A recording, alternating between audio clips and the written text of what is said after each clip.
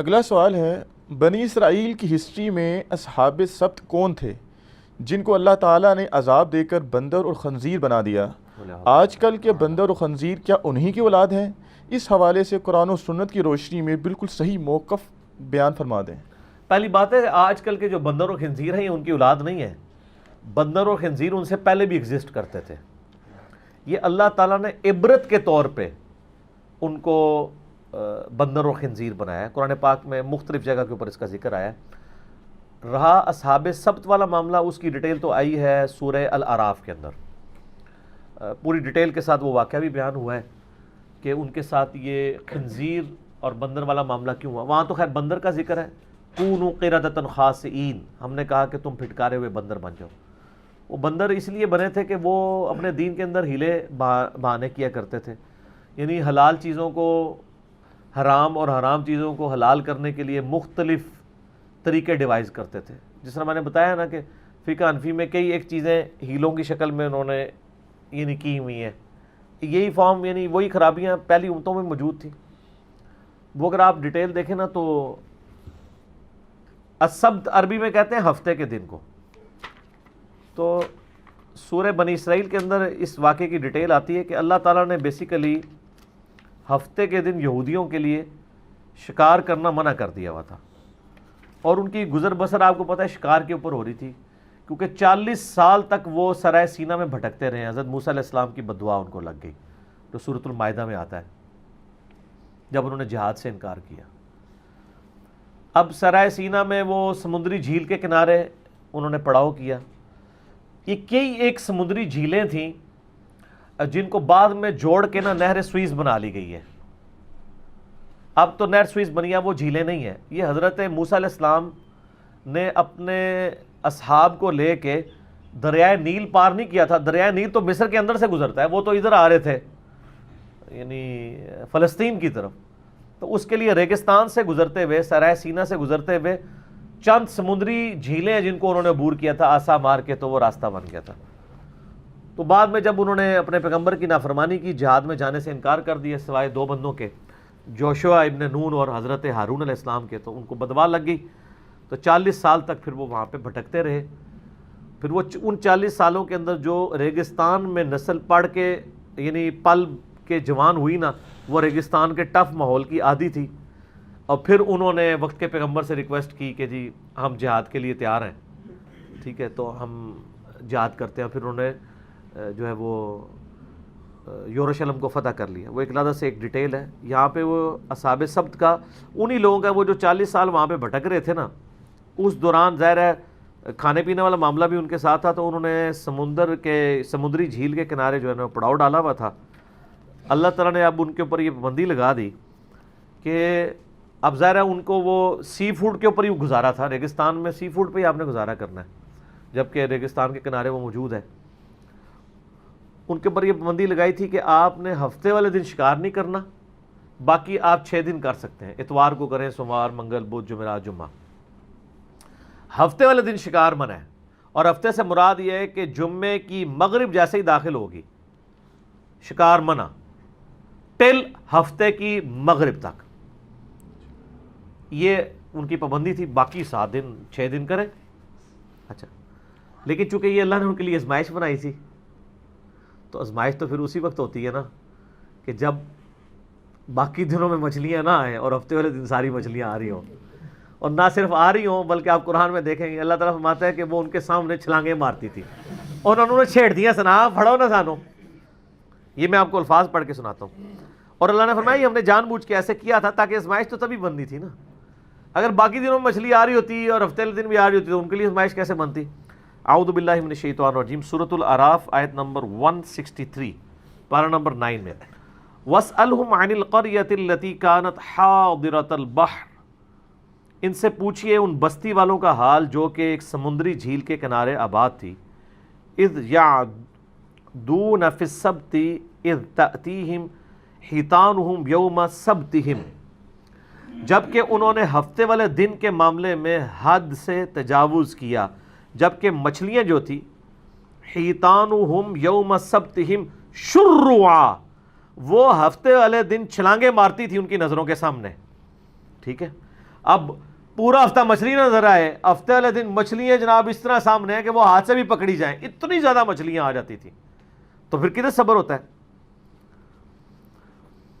وَيَوْمَ لَا يَسْبِتُونَ، اور جب ہفتے کا دن نہیں ہوتا تھا، لا تأتیہم، کوئی مچھلی نظر ہی نہیں آتی، پورا دن جال لگا کے بیٹھے رہتے تھے۔ کذالک، اس طریقے سے، نبلوہم بما کانوا یفسقون، اللہ نے انہیں آزمائش میں ڈال دیا ان کے فسق کے بدلے میں، یعنی ان کے اندر خرابیاں موجود تھی تو اللہ نے ان پہ یہ بھی آزمائش کے طور پہ ایک اور شریعت کی پابندی ڈال دی۔ وَإِذْ قَالَتْ أُمَّةٌ مِّنْهُمْ، اب کیا ہوا کہ بنی اسرائیل میں 3 گروہ بن گئے۔ اس کا پورا واقعہ نا انہی آیات کے کانٹیکسٹ میں المستدرک للحاکم میں موجود ہے۔ میں نے پہلے بھی کئی دفعہ بتایا، قرآن کی بیسٹ تفسیر صحیح بخاری کا کتاب التفسیر چیپٹر، جامعہ ترمذی کا کتاب التفسیر چیپٹر، اور المستدرک للحاکم کا کتاب التفسیر چیپٹر ہے۔ اور یہ بات الفوز الکبیر فی اصول تفسیر میں شاہ ولی اللہ دہلوی نے بھی لکھی ہے کہ قرآن کی سب سے بہترین تفسیر 3 حدیث کی کتابوں میں وہ احادیث ہیں جو ان آیات کے شان نزول کے کانٹیکسٹ میں، تو وہ پوری حدیث ابن عباس رضی اللہ تعالیٰ عنہ سے ملتی ہے المستدرک للحاکم میں۔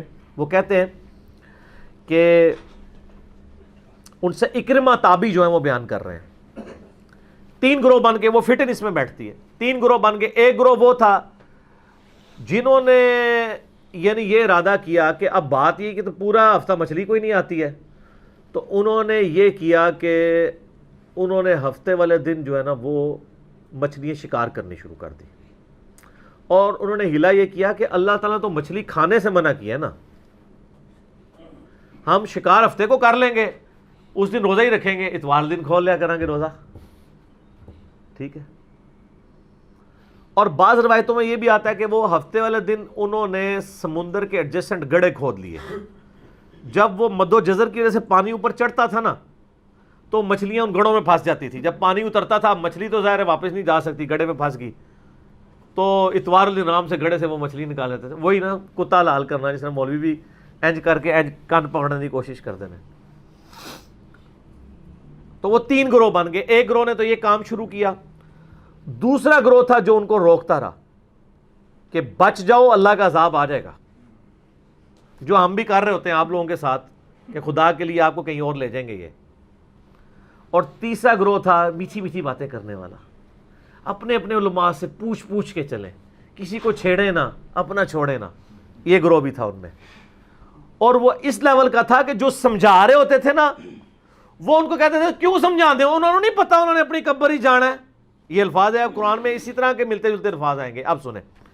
وَإِذْ قَالَتْ أُمَّةٌ مِّنْهُمْ، جب ان میں سے ایک امت کے ایک گروہ نے کہا، لِمَ تَعِظُونَ قَوْمًا اللَّهُ مُهْلِكُهُمْ أَوْ مُعَذِّبُهُمْ عَذَابًا شَدِيدًا، تم کیوں ان کو سمجھا رہے ہو، ایسی قوم کو کہ جن کو اللہ خود ہی ہلاک کر دے گا، عذاب دے دے گا، تسی اپنی قبر ہی جانا ہے، وہ پٹھا کام کر رہے ہیں تو وہ اپنی قبر میں جائیں گے، آپ کو کیا تکلیف ہے؟ ہمیں بھی لوگ کہہ رہے ہیں تنوں کی تکلیف ہے، اے جناب تکلیف سن لو۔ تو وہ قوم کیا کہتی ہے، قالوا معذرۃ الی ربکم، ہم تو صرف اس لیے ان کو سمجھا رہے ہیں کہ ہم اپنے رب کے حضور معذرت پیش کر سکیں کہ یا اللہ ہم نے برائی ہوتے دیکھی تھی تو روکا تھا، گونگے شیطان نہیں بنے تھے، ہم اپنا بچاؤ کرنا چاہتے ہیں کہ اللہ کہ یار تم اہل ایمان تھے، تم مجھ سے محبت کرتے تھے، میرے یعنی نام کے اوپر نافرمانیاں ہو رہی تھیں اور تم میرے نام کا دم بھرتے تھے اور تم نے ان کو سمجھایا نہیں ہے۔ ہائے ہائے ہائے،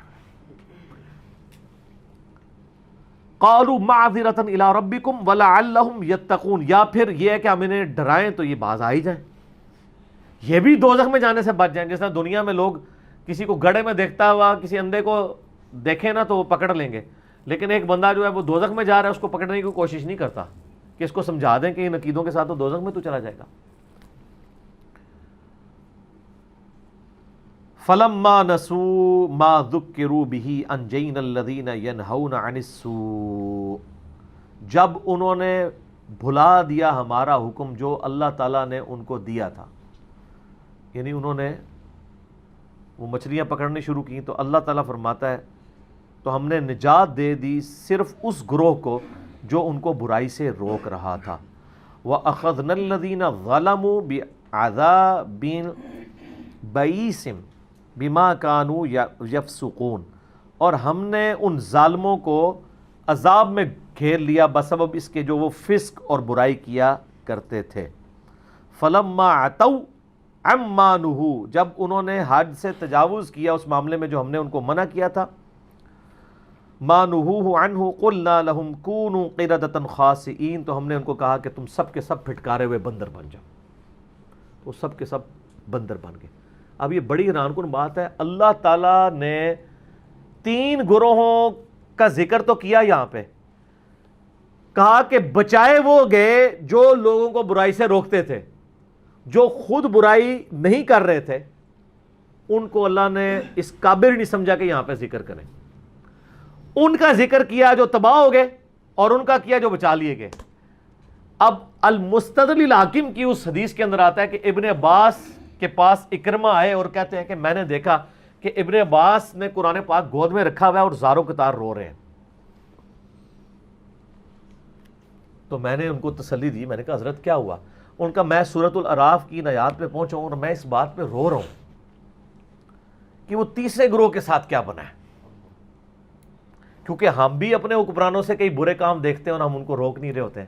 انہوں نے اپنی ٹینشن پہ گئی نا، آگے خود سمجھ لو آل امیہ دا دور سی. اچھا کربلا ہر جگہ ہی آ جاتی، کیا کریں؟ وہ کہتے ہیں کہ جی وہ رو رہے تھے کہ ہم تو یہ درمیان والی کیٹیگری بنے ہیں. تو کہتے ہیں اکرمہ نے کہا کہ میں نے کہا ابن عباس اس میں رونے والی کون سی بات ہے؟ انہوں نے کہا رونے والی یہ بات ہے کہ قرآن میں یہ تو اللہ نے بتا دیا ہے کہ جو برائی سے روک لیتے ان کو نجات مل گئی، جو برائی کر رہے تھے ان پہ عذاب آ گیا اور وہ بندر بن گئے. وہ تیسرے گروہ کے ساتھ کیا بنا ہے؟ ان کو اللہ نے بچایا ہے یا برباد کیا ہے؟ وہ اللہ نے ذکر ہی نہیں کیا. ان کو اپنی ٹینشن پڑ گئی کہ ہمیں بھی چاہیے کہ ہم برائی سے روکیں. اچھا پھر اسی حدیث کے اندر آتا ہے کہ ابن عباس کہتے ہیں کہ جی یہ جو لوگ تھے نا، ان کا بندر ہونے کا کیسے پتہ چلا؟ کہ وہ شہر کی ایک فصیل تھی نا، جب یہ لوگ اس شکار سے باز نہیں نہ آئے تو جو منع کرنے والے تھے اور جو دوسرے لوگ تھے وہ دونوں وہ شہر چھوڑ کے وہاں سے کہیں اور چلے گئے سمندری کنارے سے. ان کو پتا تھا اب ان پہ عذاب آ جانا ہے.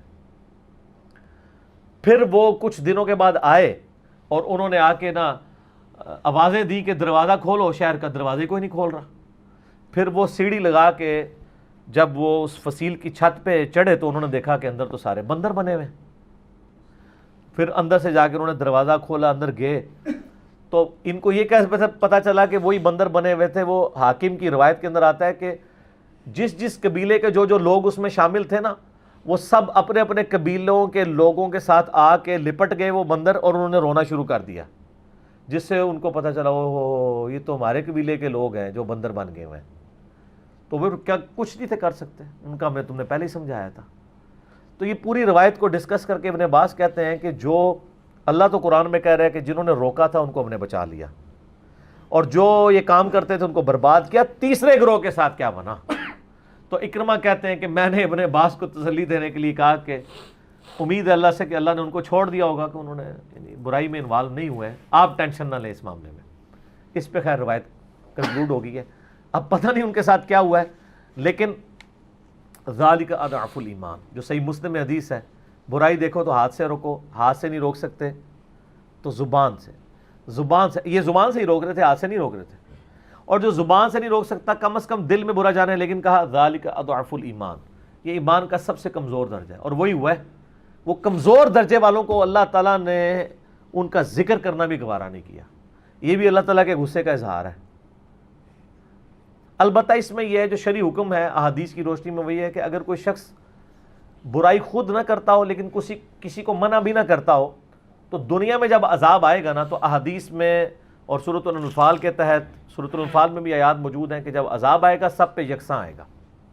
ہاں آخرت پھر ان لوگوں کی برباد ہوگی کہ جو لوگ برے کام کرتے تھے، آخرت میں اللہ تعالیٰ ان کو بچا لے گا جنہوں نے خود نہیں کیا. لیکن دنیا میں جب عذاب آئے گا تو سورۃ الانفال میں آیا کہ پھر خاص ان لوگوں پہ نہیں آئے گا جو برائی میں انوالو تھے، بلکہ ان لوگوں پہ بھی آ جائے گا جو ان کو روکا نہیں کرتے تھے.